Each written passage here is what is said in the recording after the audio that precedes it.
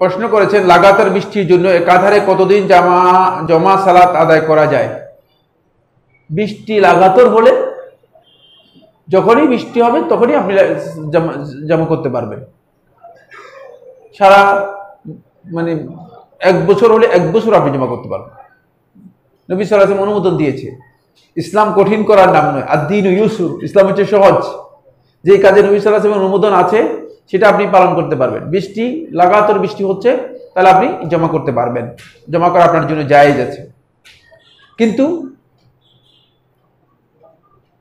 এর চেয়ে মানে আপনি এখানে জমা করবেন, জমা করাটা আপনার জন্য উত্তম, নাকি আপনি যেহেতু ঘরে আছেন সেক্ষেত্রে আপনি সলাত লি ওয়াক্তিহা, সলাতের সুনির্দিষ্ট ওয়াক্তে আদায় করবেন। এই মাসআলার মধ্যে আরেকটি দ্বিমত রয়েছে। শুধুমাত্র ইমাম আহমদ ইবনে হাম্বল রাহমাতুল্লাহ আলাইহি এই বক্তব্যটাকে গ্রহণ করেছেন, আর বাকি সমস্ত উলামায়ে কেরামগণের বক্তব্য হচ্ছে আপনি সলাত লি ওয়াক্তিহা, তার ওয়াক্ত অনুযায়ী আদায় করবেন। এই ওয়াক্ত অনুযায়ী আদায় করাটা আপনার জন্য উত্তম।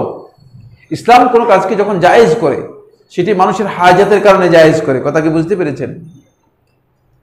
মানুষের প্রয়োজনের কারণে মানুষ জায়েজ করে, কিন্তু মানে এটা রেগুলার জায়েজ মানে এটাই করতে হবে এটা নয়।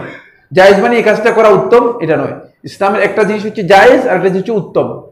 মানে আল্লাহ রাসূল সাল্লাল্লাহু আলাইহি ওয়াসাল্লামের নির্দেশনা হচ্ছে, রাসূলুল্লাহ সাল্লাল্লাহু আলাইহি ওয়াসাল্লাম জায়েজ যেখানে অনুমোদন দিয়েছেন সেটা সুনির্দিষ্ট কোনো হাজাত প্রয়োজন দেখা দিয়েছিল এই জন্য। কিন্তু বিশুদ্ধ কথা হচ্ছে যেটা, সেটা হলো সময়মতো সালাত আদায় করা এই অবস্থায় সবচেয়ে উত্তম। সামান্য বৃষ্টিতে কি সুন্নত হিসেবে জমা সালাত? না, সালাত এটা জায়েজ, এটা সুন্নত নয়।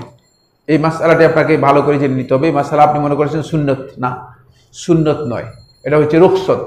সুন্নত এবং রুখসতের মধ্যে পার্থক্য রয়েছে। এটা ইসলামী শরীয়তের মধ্যে রুখসত, সুন্নত নয়।